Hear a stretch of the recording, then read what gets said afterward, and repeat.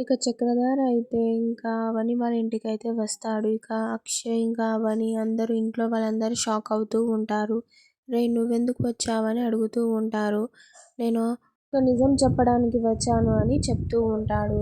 ఇక పల్లవి ఉండి ఏంటి మా నాన్న గొంతులా ఉంది అని ఇంకా షాక్ అవుతూ ఉంటుంది.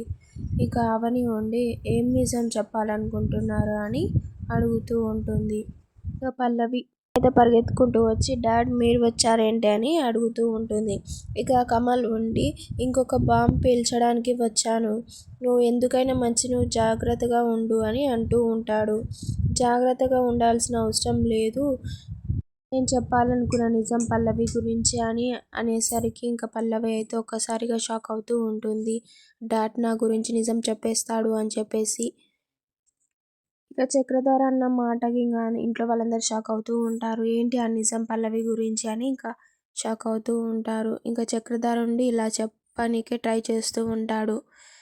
మీ నాన్నని తోసి చంపడానికి ప్రయత్నించింది అనేసరికి ఇంకా పల్లవి వద్దు డాడ్ మీరు చెప్పొద్దు అని ఇంకా పల్లవి అయితే వాళ్ళ నాన్న నోరైతే మూసేస్తుంది. కానీ ఇంకా చక్రధర ఉండి చెప్పనీకే ట్రై చేస్తూ ఉంటాడు. ఇంకా పల్లవి అయితే ఫుల్ టెన్షన్ అయితే పడిపోతూ ఉంటుంది. మీ నాన్నని తోసి చంపడానికి ప్రయత్నించింది ఎవరో కాదు పల్లవియే అని చెప్పేస్తాడు.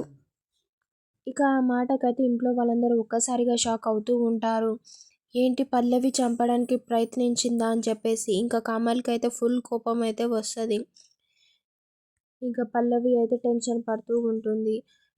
ఇక కమల్ అయితే పల్లవి తల పట్టుకొని ఇంకా ముందుకు లాగి మా నాన్నని చంపాలనుకున్నది నువ్వా అవే అని ఇంకా పల్లవిని అయితే కొడుతూ ఉంటాడు.